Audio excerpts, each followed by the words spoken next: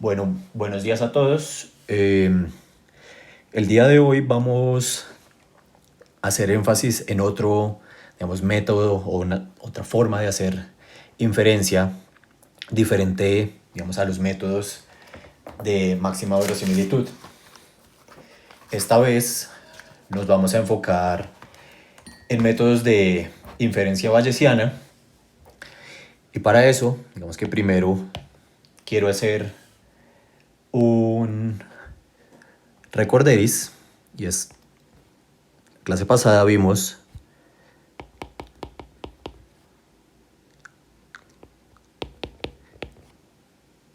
eh,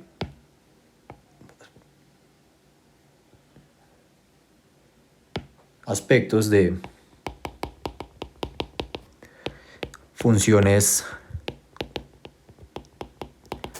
de verosimilitud y lo que asumíamos, digamos, con una función de verosimilitud era que, digamos,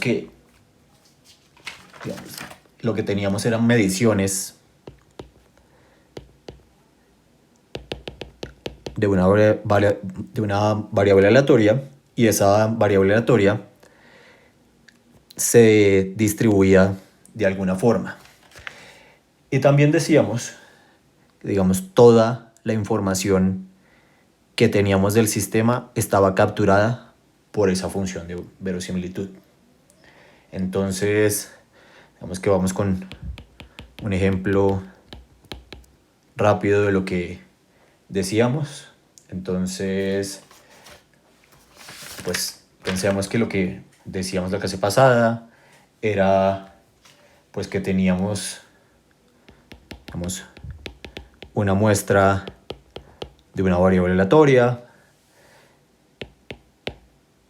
que va de x1 a xn y ese xi, digamos, podía tener una distribución que en el caso de la clase pasada decíamos que era una distribución normal con mu y sigma cuadrado. Y lo que decíamos era que, digamos, que de eso teníamos una PDF o una función que íbamos, digamos, a maximizar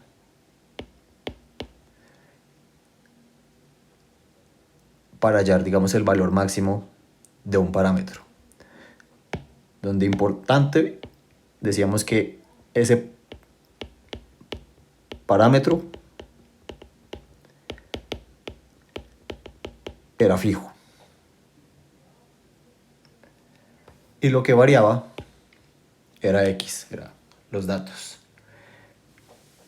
Y digamos que si teníamos una función así, si recordamos lo que veíamos, al final, digamos, para esa distribución o para esta distribución, pues si era algo normal, esa distribución de x para el parámetro mu y sigma debería ser algo como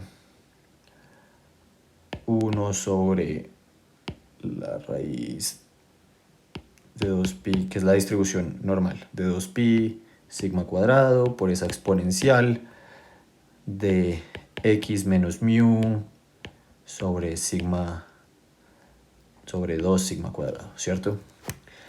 Y lo otro que veíamos era que si fuéramos a escribir una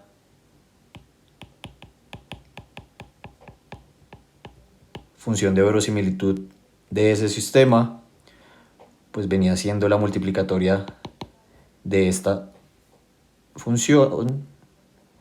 Entonces, digamos que esa función de x dado mu y sigma era igual a 1 sobre 2pi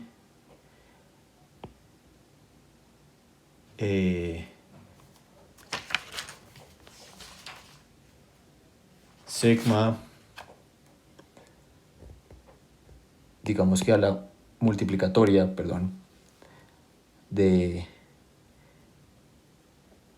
podría escribirlo de una vez como si lo pusiera con el logaritmo.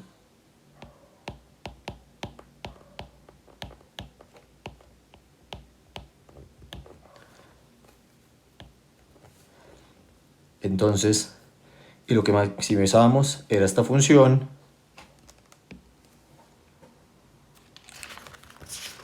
y muy rápido, pues decíamos que ese estimador al final era más que la media muestral. Pues eso fue lo que vimos la clase pasada y digamos, vimos las propiedades de ese tipo de estimación por máxima verosimilitud. Y digamos que todos estos métodos basados digamos, en maximizar y hacer una estimación puntual los llamamos generalmente métodos frecuentistas, en donde, ¿qué era lo que teníamos? Teníamos unos datos observados, donde asumíamos que esos datos eran generados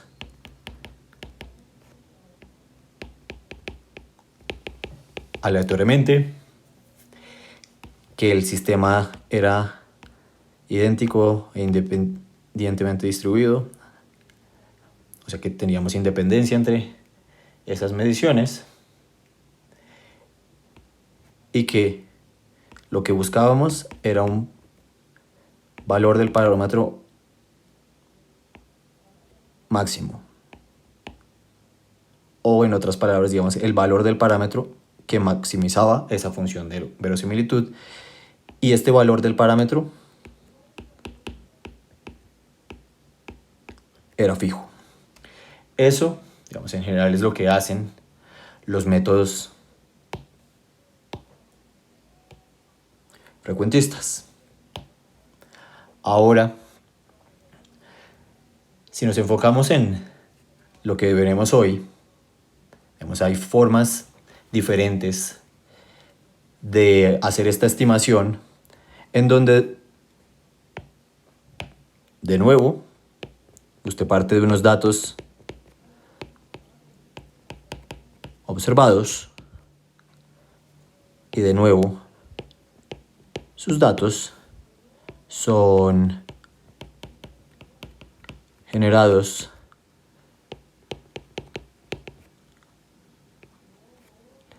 aleatoriamente. Pero ¿qué es lo que le faltaría a usted incluir acá en los métodos frecuentistas? Pues lo que le haría falta a usted meter, uno, es la incertidumbre en su parámetro. Es pensar que ahora su teta es variable. Y dos, lo que a usted le faltaría incorporar es información a priori del sistema. Y eso es lo que hacen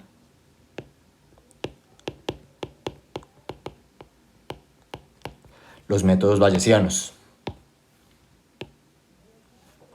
Usted, digamos que en un ejemplo básico, si alguno de ustedes fuera el médico,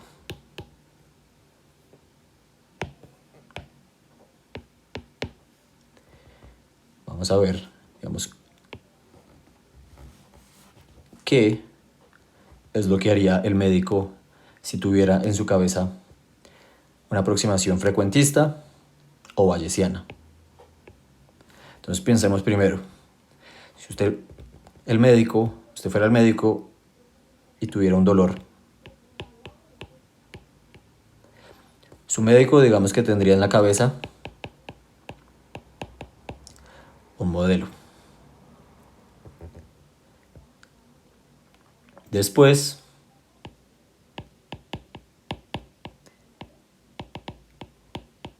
digamos que lo examinaría.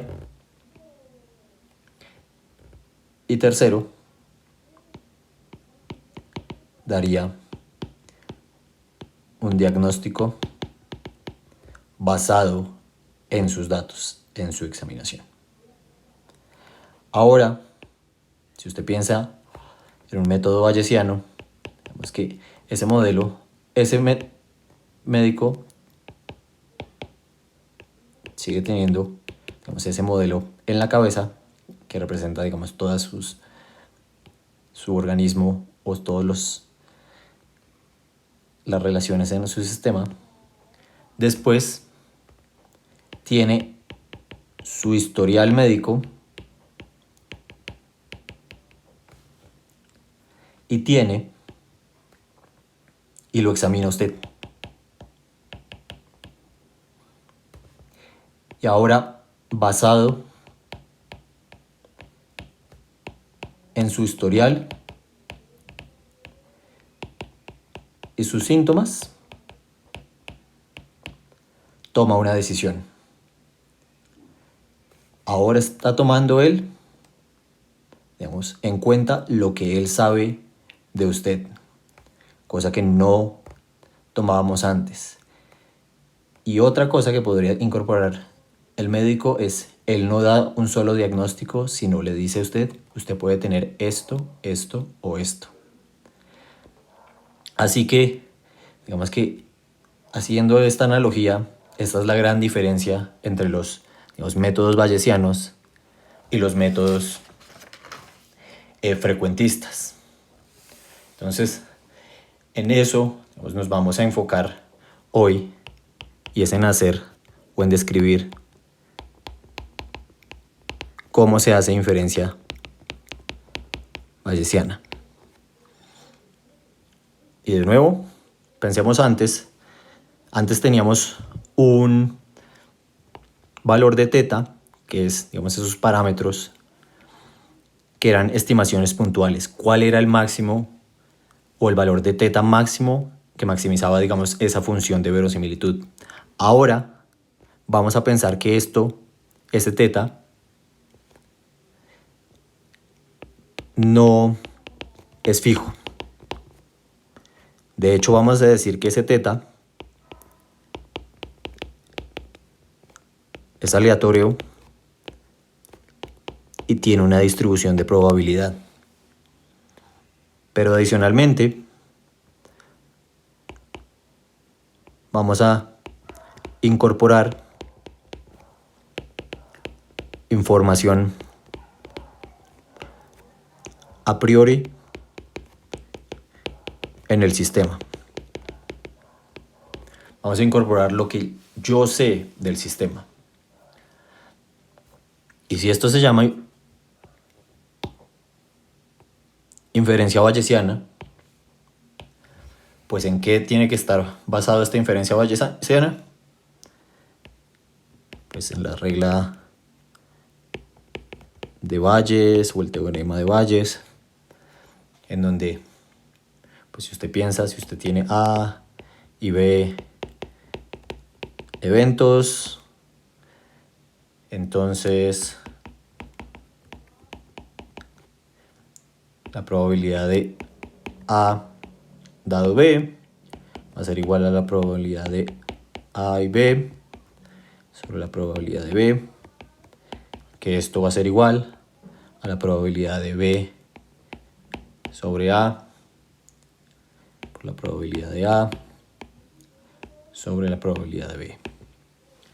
Digamos, nada extraño ahí, y si usted lo ve, digamos, como un diagrama de Venn, al final lo que, digamos, usted está tratando de buscar es esa intersección, ¿cierto? Digamos, no tiene ningún, digamos, misterio de lo que ustedes ya han visto en sus clases de probabilidad o sus clases durante la carrera. Y pues de nuevo, pensemos en un ejemplo digamos muy básico, en donde usted piensa que usted, digamos, tiene toda la población y usted quiere medir, digamos, una variable en esa población. Y de nuevo, como decíamos en la clase pasada, usted nunca va a poder medir toda la gente en toda la población, por lo que usted toma una muestra de esa población. ¿Qué era lo que hacíamos antes?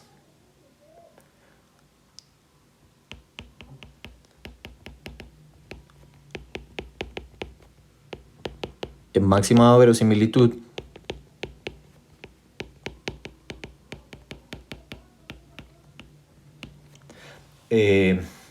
lo que hacíamos era tener el teta, era un valor puntual, y los datos, esa muestra, variaba.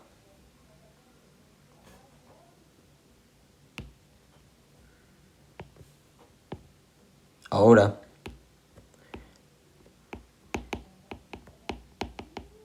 cuando tenemos algo bayesiano, pues pensemos que ese teta ahora es aleatorio, es random, y lo que usted tiene de ese parámetro pues es una distribución. Y digamos que eso es una gran ventaja, porque usted pues, ya no solo tiene, digamos, ese valor máximo, sino usted puede caracterizar, digamos, ese comportamiento de ese parámetro en muchas mediciones o en muchos momentos. Usted puede tener la media, la mediana, y tener, digamos, toda, digamos, la distribución y no solo, digamos, una estimación puntual de ese parámetro. Y si hacemos, digamos, la analogía con el teorema de Bayes, pues piense que si lo que yo quiero es una distribución, pues al final lo que yo quiero es mi distribución de mis parámetros. ¿Cuál es el valor de los parámetros? Dado los datos. Y si sigo pues el teorema de Bayes, pues eso va a ser igual a la probabilidad de mis datos, dado los valores de los parámetros, por la probabilidad de mi parámetro sobre la probabilidad de los datos.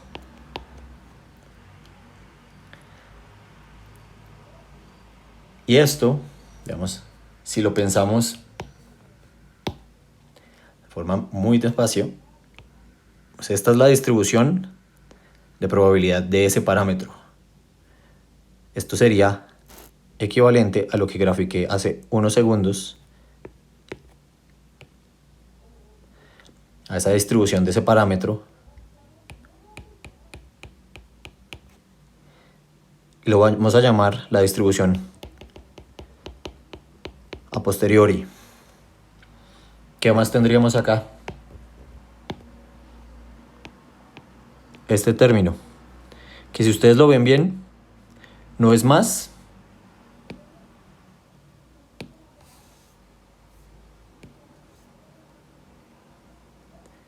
que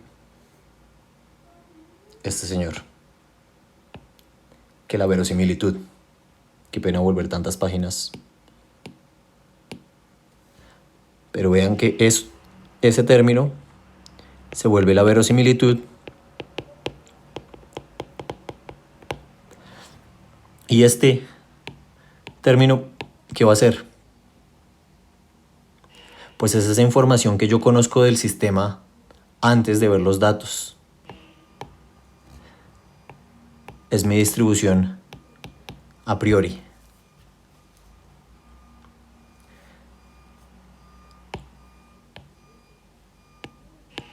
Y este señor, pues va a ser esa probabilidad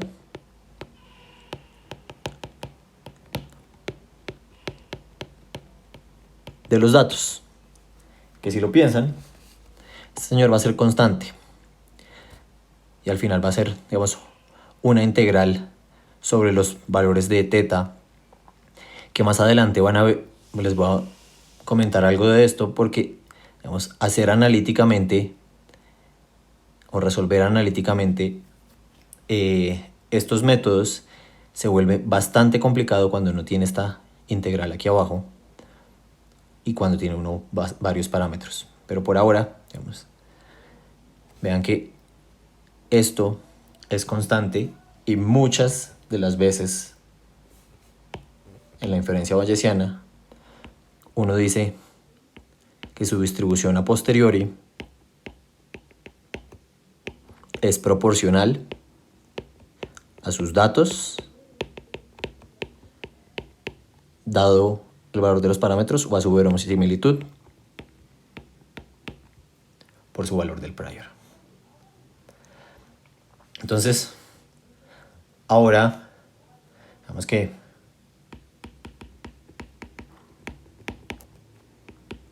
pensemos en un ejemplo y es, bueno, digamos que usted tiene mediciones de su variable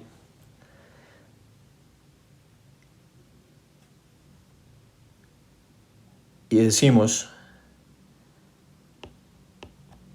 que su parámetro teta, dado esas mediciones, tiene cierta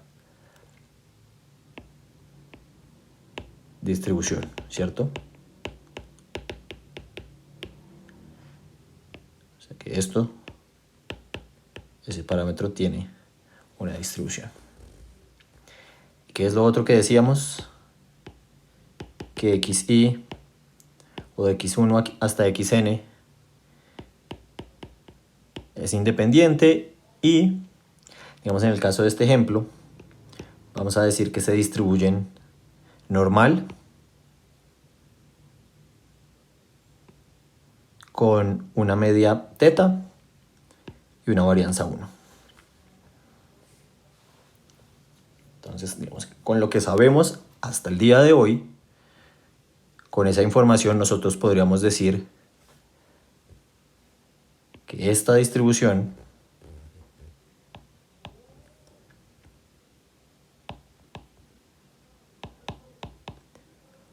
o diré no. Nosotros podríamos decir que podemos hallar con esa información esta distribución o esta función. Que si es normal, con media teta y varianza 1, esto tendría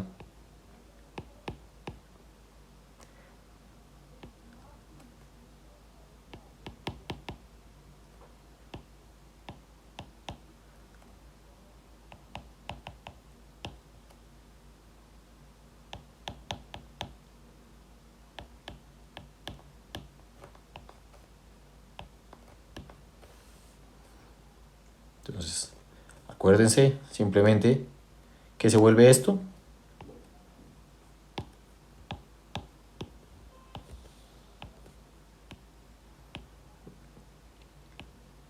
mi verosimilitud, ¿cierto?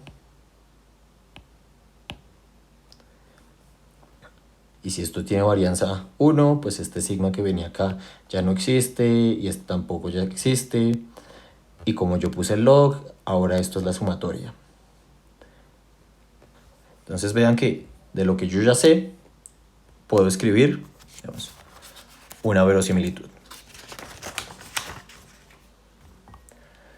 Ahora, ¿qué es lo otro que necesito si yo fuera a hacer inferencia bayesiana? Pues ahora necesito decir que mi teta tiene una distribución, ¿cierto? O sea, yo necesito saber decir que mi teta al final tiene cualquier distribución. En este caso, voy a llamar o voy a decir que mi teta tendría una distribución, digamos, binomial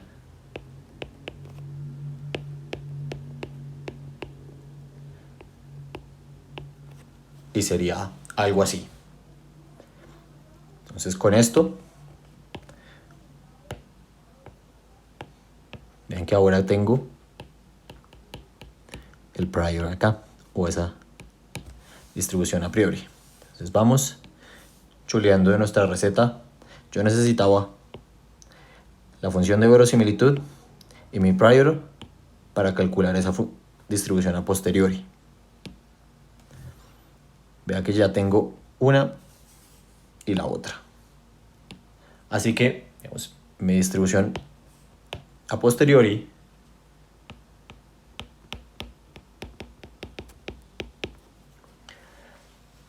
sería, pues, esa distribución de teta dado los datos, lo que sería igual a mi verosimilitud, que en este caso sería P sub n de los datos dado teta, ¿cierto? Por pi de teta y el término de abajo, si lo quisiera escribir, en general sería, digamos, un término que sería constante, pero es una integral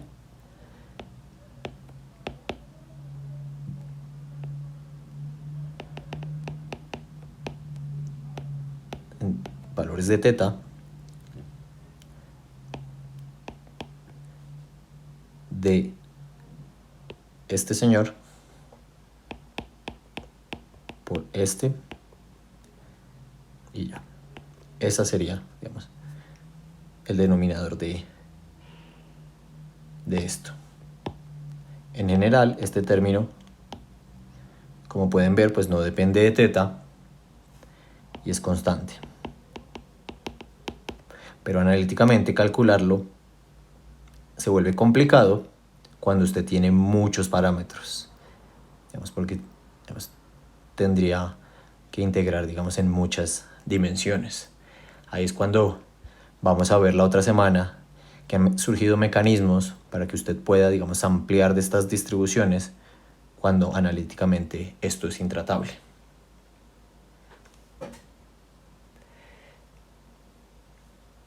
Y vea que cuando usted tiene esto, pues al final, si usted tiene estos dos, ¿qué es lo que se vuelve su distribución de probabilidad? Pues vean que esto es como si fuera una versión de la verosimilitud pesada por lo que yo sé del sistema.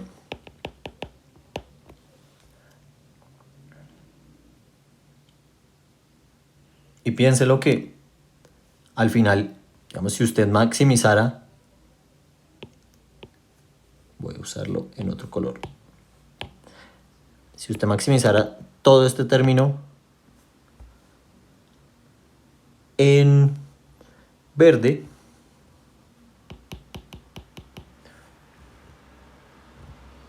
pues al final usted tendría el máximo de la distribución a posteriori. Y digamos que eso fue lo primero, o la primera evolución de los métodos de máxima verosimilitud, en donde usted diga que se llamaban la maximum, se llamaban MAP, que era el valor máximo de la distribución a posteriori. Entonces usted decía que su valor de teta estimado pues era la maximización de ese pi, de esa función a posteriori que tenía. Pero piénselo, y digamos que ya lo vamos a ver gráficamente, y es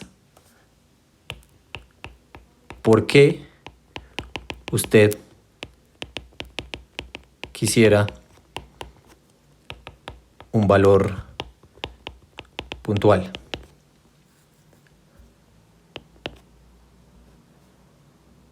Y si lo piensa, digamos, como detenidamente, pues no hay ninguna lógica en querer tener solo una estimación puntual si uno tiene toda la distribución. Digamos que yo podría caracterizar esa distribución con la media, la mediana. Podría tener intervalos de credibilidad. Y todo esto, digamos, me ayudaría a caracterizar esa distribución de ese parámetro. Vamos a un ejemplo gráfico además, porque usted no quisiera tener solo una distribución puntual. Imagínese que usted tiene una distribución de un parámetro así,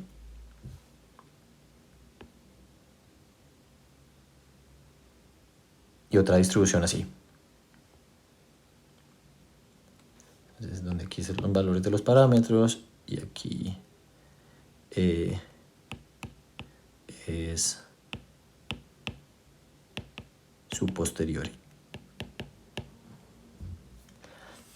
Pues va a ver que aquí estas dos distribuciones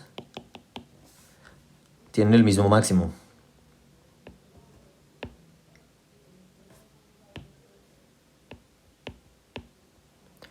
¿Sí o no? Pero las dos distribuciones son completamente diferentes.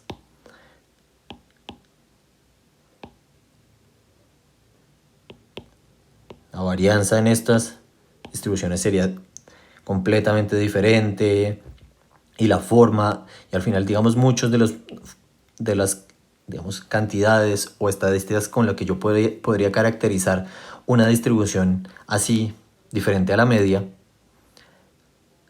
van a variar mucho. Entonces, si ven que muchas veces, digamos que o la gran evolución de lo que hace la estimación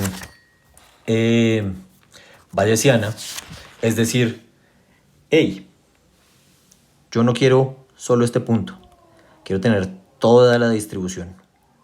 Quiero saber cómo ese parámetro se distribuye, porque ese parámetro ya no es fijo, sino ahora varía de forma aleatoria sobre esa distribución, y yo más adelante quisiera ampliar de esa distribución de esos parámetros. Pero dos,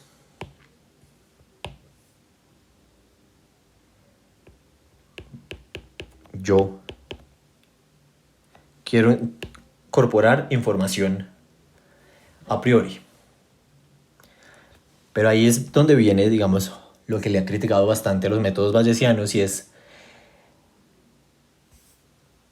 que son sensibles a la elección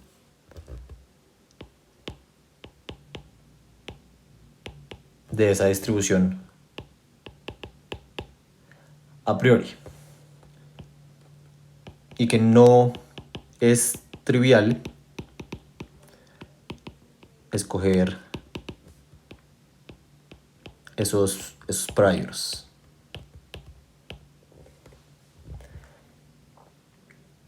Entonces, digamos que viene la pregunta de cómo elegir su distribución a priori. Y digamos que cuando usted se enfrenta, digamos, a esa pregunta de cómo elegir su distribución a priori, puede surgirle tres opciones. La primera, usar un prior informativo, que es normalmente cuando usted le pregunta esto a un estadista o a alguien que se dedica a hacer estadística y le pregunta cuál prior debería yo elegir para este sistema, en general siempre suelen devolverle la pregunta a uno como, pues dígame usted, ¿qué prior debería yo usarlo? Si usted en teoría es el experto en su tema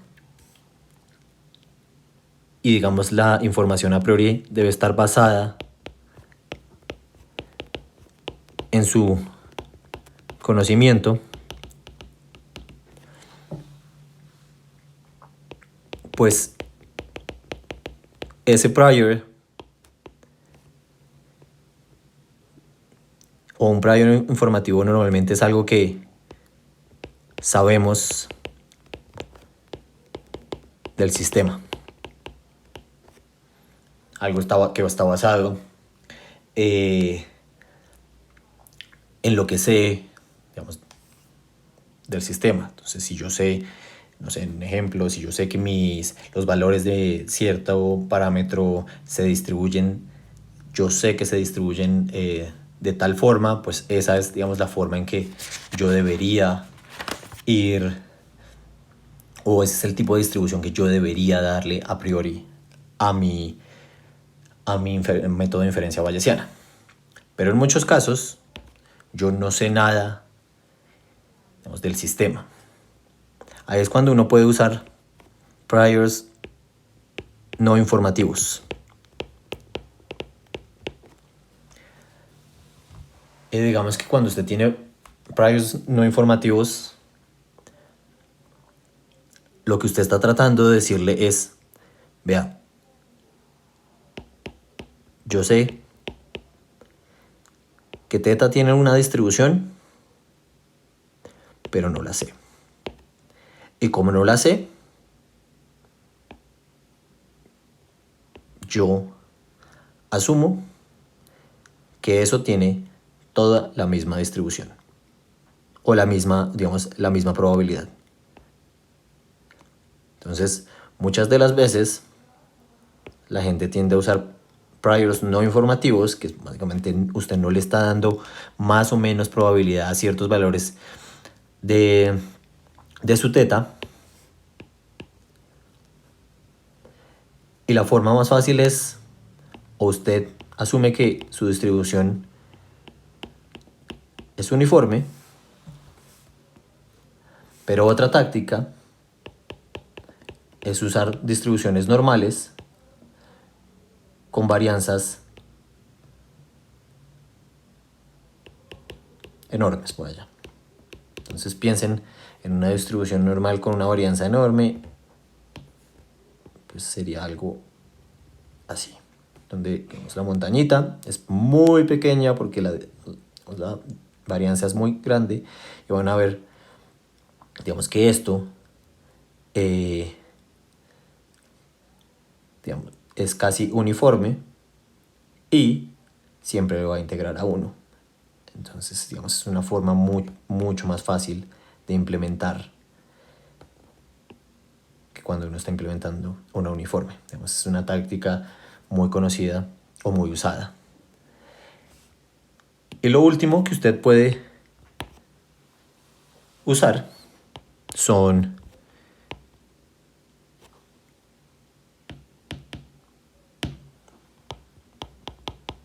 priors conjugados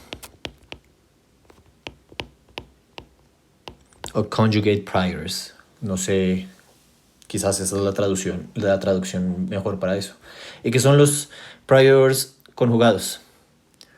Pues lo que le dice a usted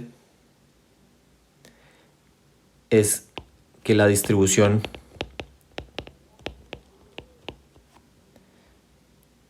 a posteriori es de la misma familia que la distribución de su prior.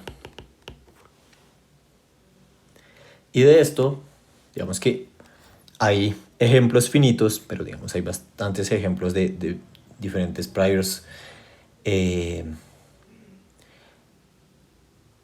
uno usa. Digamos, acuérdense, el ejemplo perfecto es, acordémonos de la clase pasada. Lo que teníamos era pues algo que era gaussiano, y usualmente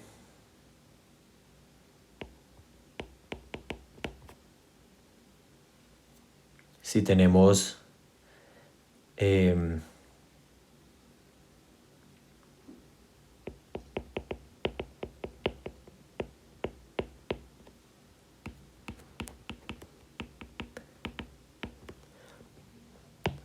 algo así, pena de nuevo el pulso, claramente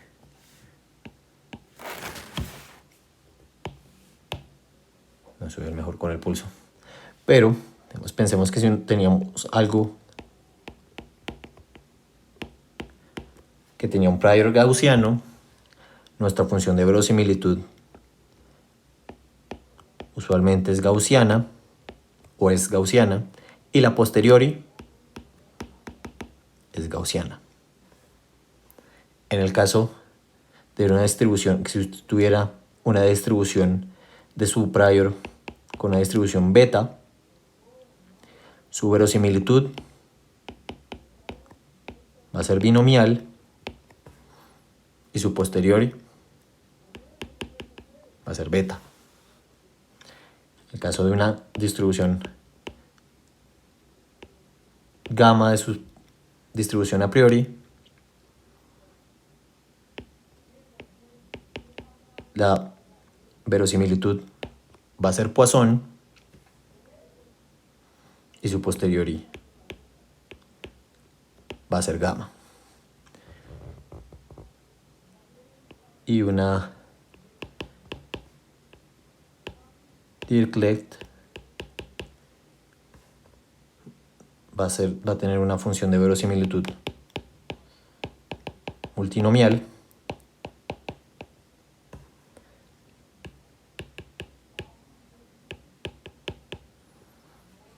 y la función a posteriori o la distribución a posteriori va a ser igual a la del prior, como lo decíamos en nuestro enunciado, que claramente el profesor no es capaz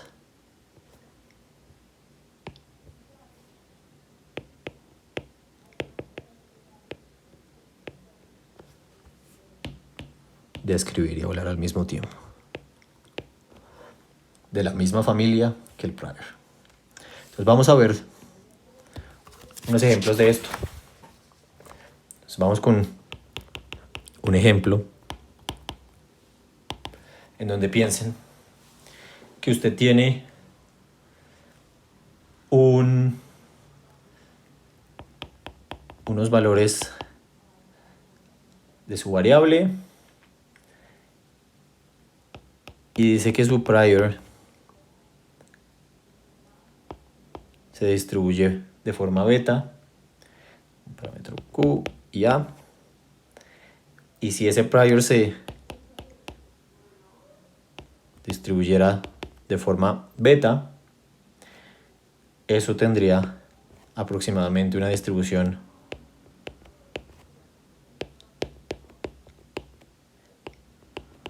de este tipo. Y después yo digo que mis datos, o que tomé unos datos, estos,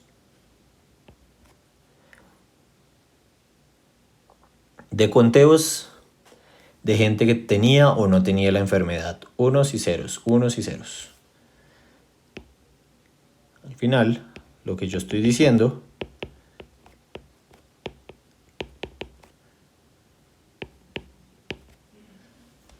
es que mis datos se distribuyen de forma Bernoulli.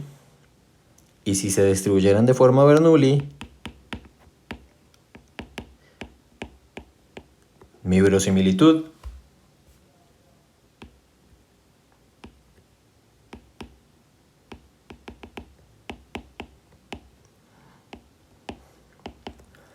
sería algo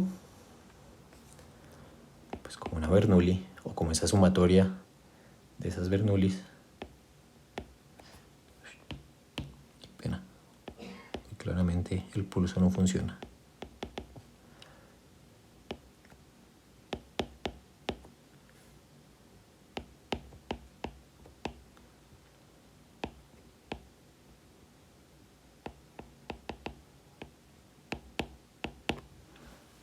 ¿Cierto? Entonces, ¿puedo o no puedo escribir una a posteriori con la información que tengo?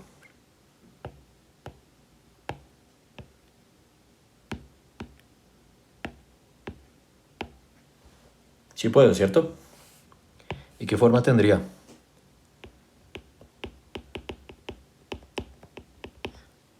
Pues mi distribución a posteriori de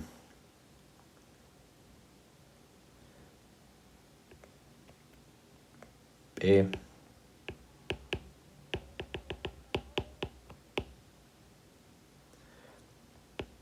sería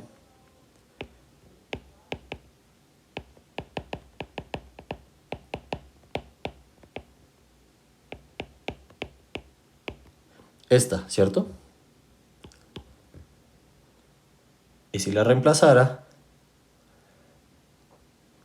pues al final yo tendría, si estoy haciendo esta y esta, pues si tengo los mismos denominadores, simplemente sumo esos exponentes, ¿cierto? Entonces sería algo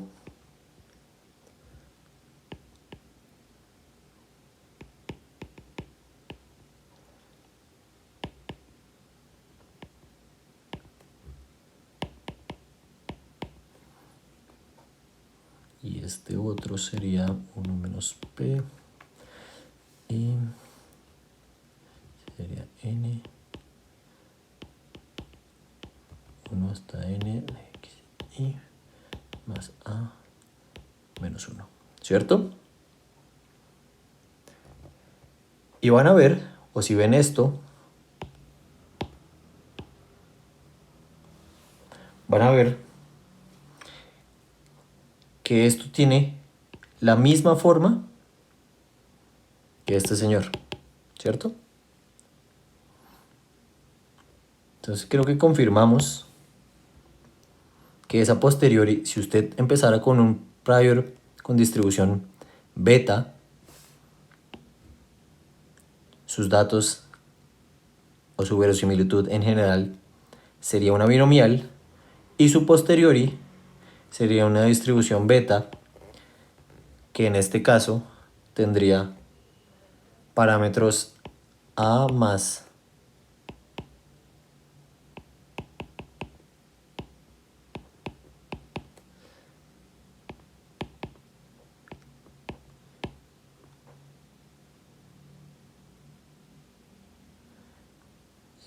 sí.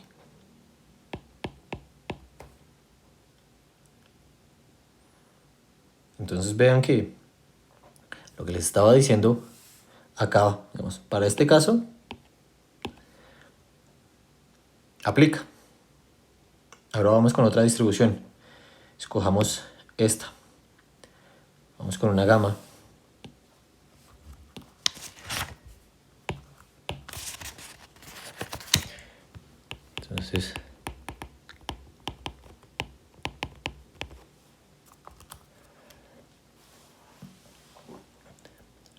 Entonces digamos que en este caso acá estoy midiendo una variable que si es Poisson, pensemos, son los conteos de números de casos de coronavirus en el tiempo. Y eso, digamos, esos yes se distribuyen, esos datos se distribuyen Poisson con parámetro lambda. Y si eso es Poisson, pues esa probabilidad sería de que y tome valores de y sería igual a e a la menos lambda de... Perdón, yo tengo una dislexia fuerte con el lambda y siempre me queda al revés. Entonces si ven muchas veces mis lambdas al revés, no... o ténganme paciencia. Pero esta es la distribución de una Poisson. Y mi prior me dicen que es gamma.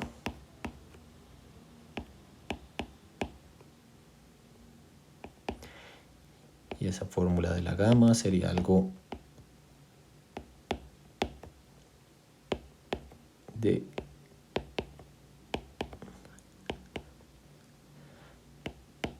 esta forma, ¿cierto? Entonces, piensen lo que al final con este señor puedo escribir mi función de verosimilitud y este señor tengo mi prior. Entonces, pues mi posteriori va a ser esa multiplicación, pues va a ser aproximadamente, entonces mi pi de lambda dado los yes va a ser aproximadamente algo como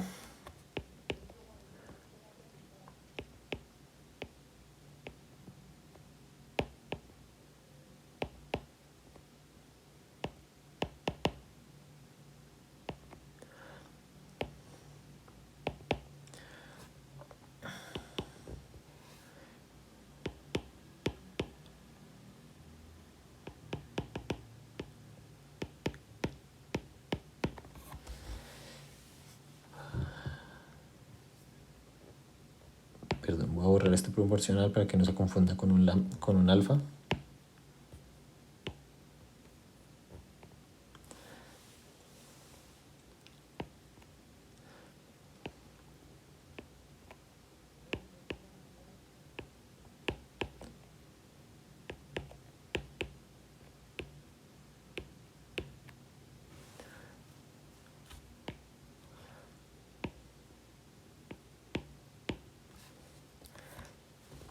Y digamos que esto, si yo manipulara estos términos, me daría algo como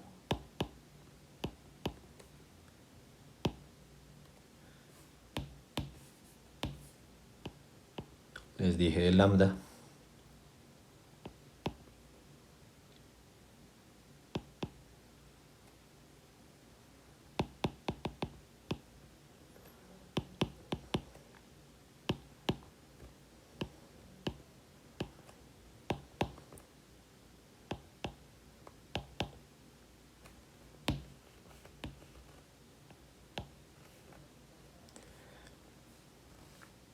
Y esto, si siguiera yo de lambda, esto sería igual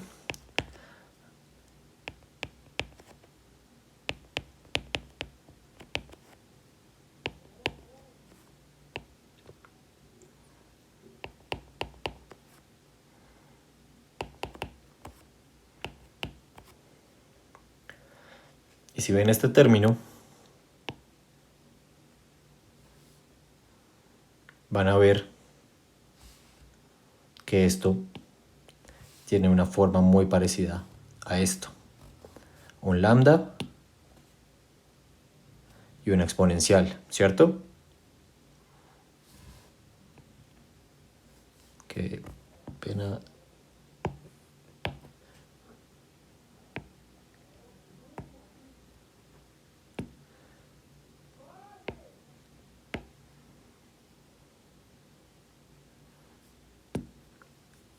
Así que van a ver que al final esa posteriori de nuevo estaría distribuida como una gama con parámetros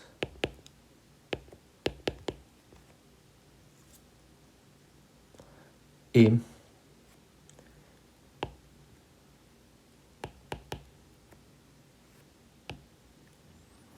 así que si nos volvemos a nuestra tablita de nuevo, vean, tenía una distribución del prior gamma, mi verosimilitud era Poisson y probamos que mi posteriori también es gamma.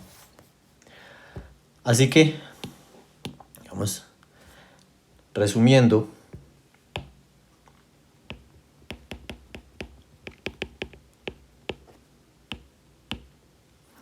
hoy hemos visto que, digamos, hay otra forma de hacer inferencia en donde nuestros parámetros ahora son aleatorios, lo que quiere decir que tenemos una distribución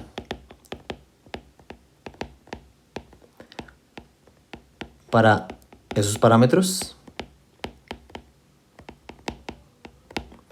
y van a ver en los laboratorios y en el parcial que cuando usted incluye eso, vemos que la posibilidad de overfitting es mucho más baja. 2, que usted puede incorporar info a priori,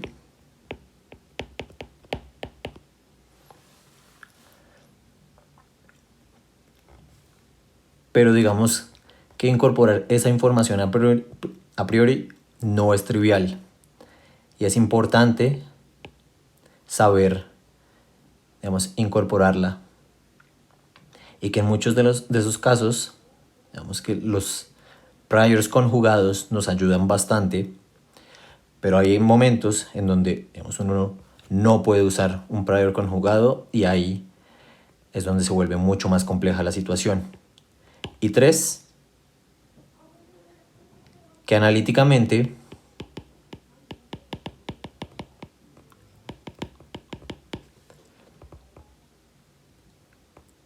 esto se vuelve